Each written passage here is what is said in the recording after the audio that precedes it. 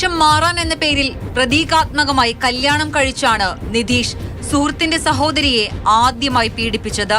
ലൈംഗിക ബന്ധത്തിന് സമ്മതിച്ചില്ലെങ്കിൽ വീട്ടുകാർക്ക് അപകടം സംഭവിക്കുമെന്ന് വിശ്വസിപ്പിച്ചും ബലാത്സംഗം ചെയ്തു.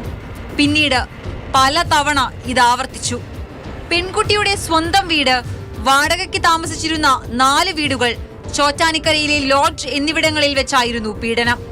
ഇതിനിടെ പെൺകുട്ടി പ്രസവിച്ച സ്വന്തം കുഞ്ഞിനെയും നിതീഷ് കൊന്നു. വർഷങ്ങളായി മുറിക്കുള്ളിൽ തന്നെ കഴിഞ്ഞിരുന്ന പെൺകുട്ടിക്ക് പോലീസ് പലതവണ കൗൺസിലിംഗ് നൽകി.